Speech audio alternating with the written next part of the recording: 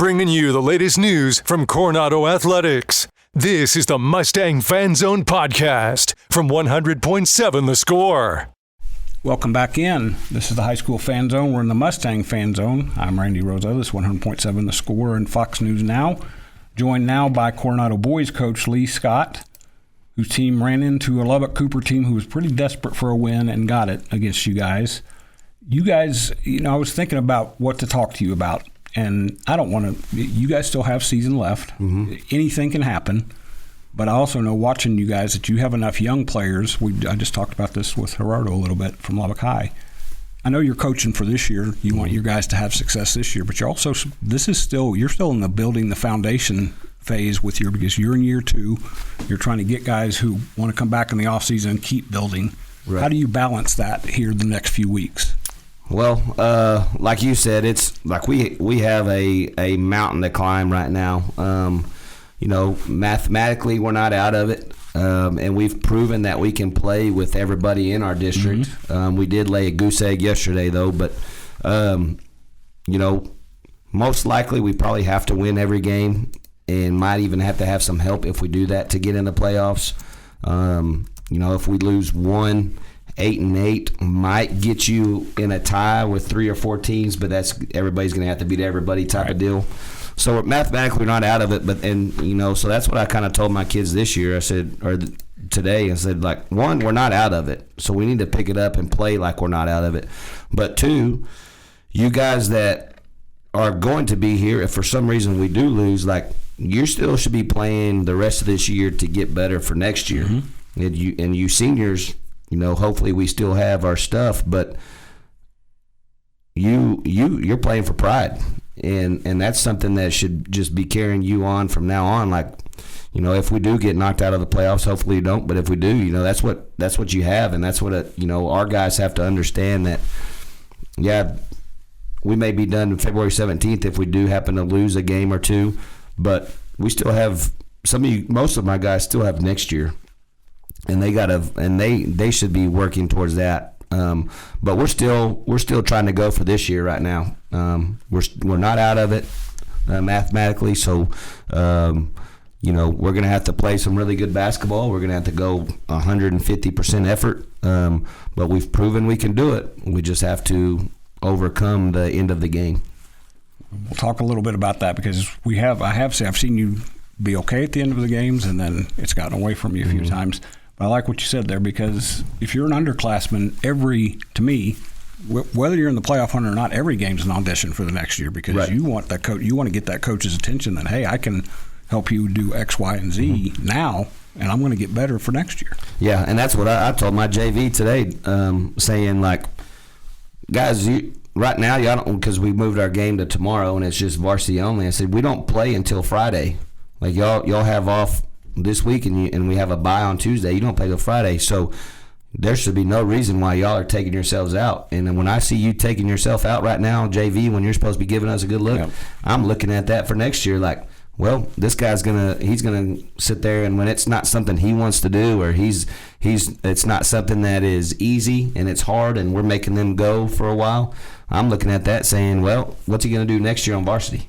Is he gonna be somebody we can rely on, or is he gonna be somebody that says, Coach, I can't do it. I'm tired. I need somebody, in the last 3 minutes of the game, I need somebody that can suck it up and go. Yep.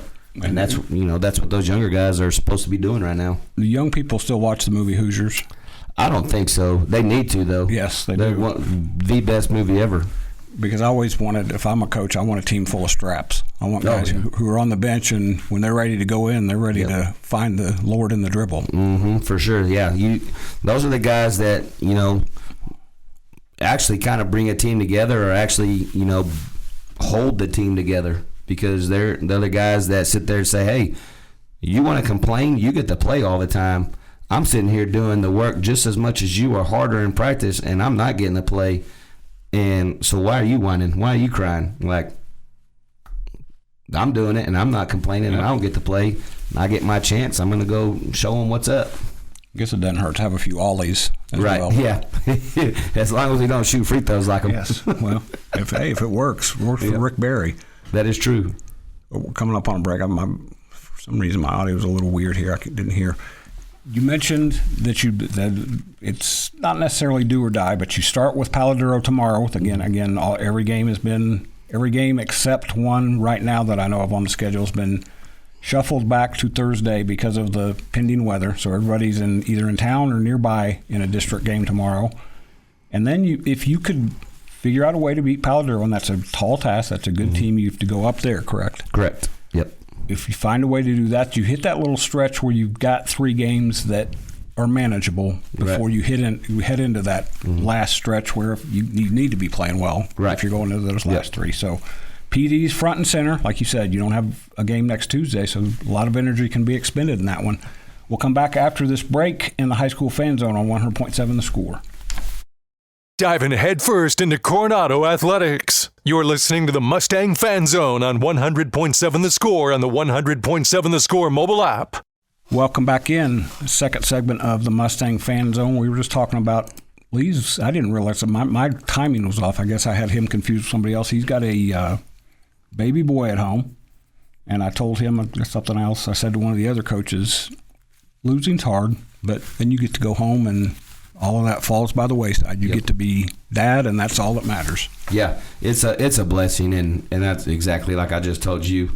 As soon as I saw him and held him, I wasn't mad anymore. Yep. Now, I still thought of it in the back of my head, as the night goes on and whatnot, but I'm not near as mad anymore as I would have been being able to hold him and hang out with him some. So, yeah, it helps out a lot. Sooner or later, you'll be able to teach him play so that he can help break them down. And oh, yep, for sure. He better be ready to get a basketball in his hand. There we go. As we mentioned, everything's moved up, so you guys go to Paladuro tomorrow. Normal start time.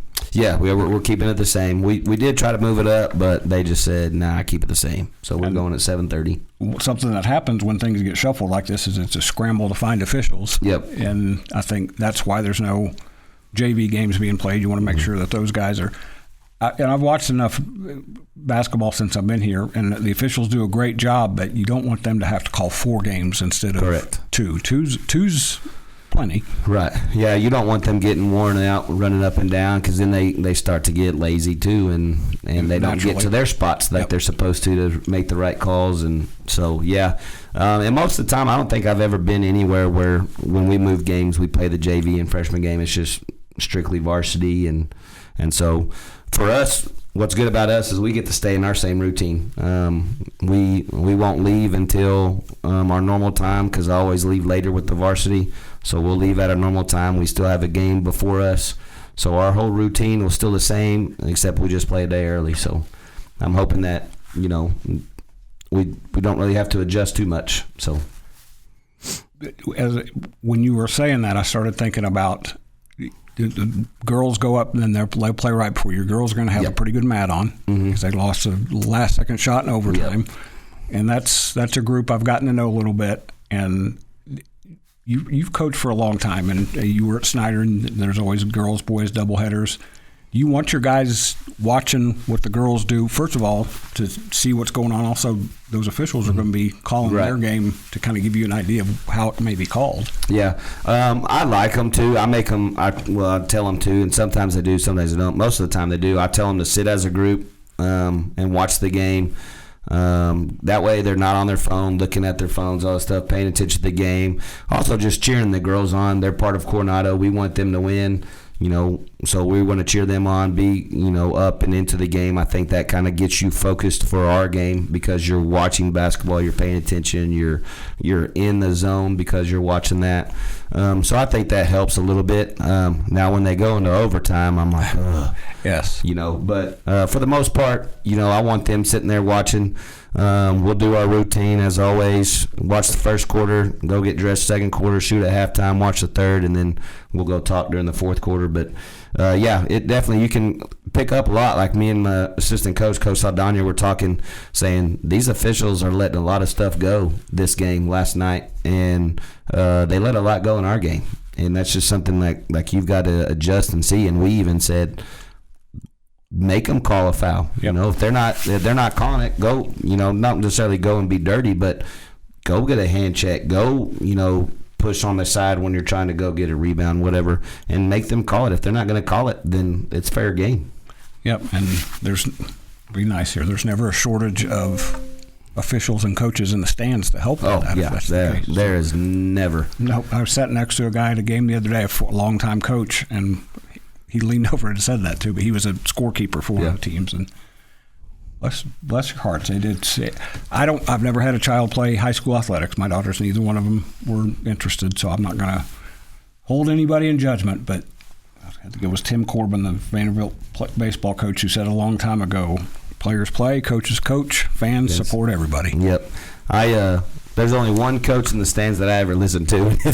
If I hear him, I know it's right, and that's my dad. That's your dad. There we go. I met your dad the other day. That was kind of cool to talk to him. I always enjoy kind of getting to know folks a little bit differently off the beaten path. And if he's yelling at the officials, then I know it's bad, because he is cool as a cat. He was a head coach, he was a principal, and I don't think I have ever seen him get mad at I never saw him coach except for when I was a little bitty, so I don't remember that. But as a principal, never saw him get mad or do anything, even when kids were being disruptive or anything.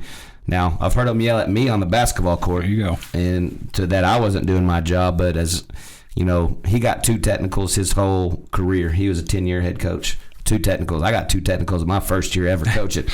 But so if he's yelling at the refs, then I know that is pretty bad. You'd probably say the same about Chris Huber, because that's one of the nicest human beings I've ever met. If he's cranky at somebody, then something's gone wrong. Yep, that is exactly right. Yep. This is your second year in this district. You came from the district that Snyder's in, that includes Estacado and now Liberty Memorial this year, which has its competitiveness, but are you still getting used to just how tough this district is? Yeah, a little bit. It takes a while, just because I knew coming in. I told some of my friends or whatever that I was taking this job. I told them real quick. I said, I'm going to find out if I'm a good coach or if I'm not a good coach, because of how tough our district is.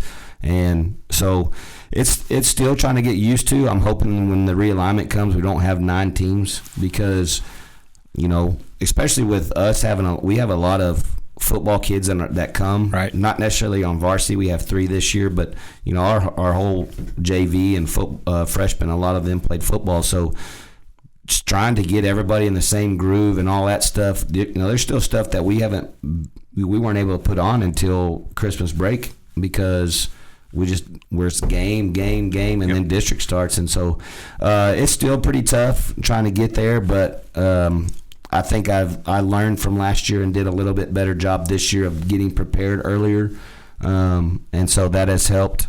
But yeah, it's day in and day out. You don't have an easy one, and we had some easy ones in Snyder when I was there a few years, but yeah, this one, 16 ball games that are deadly.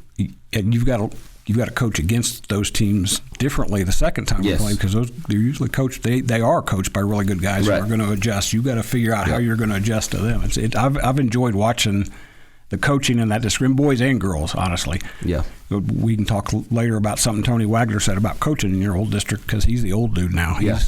He's the gray beard, so he's got to adjust to coaching against these young guys. So that's going to wrap us up. We'll be back after the break in the Tiger Fan Zone with Trent Hilliard on 100.7 The Score.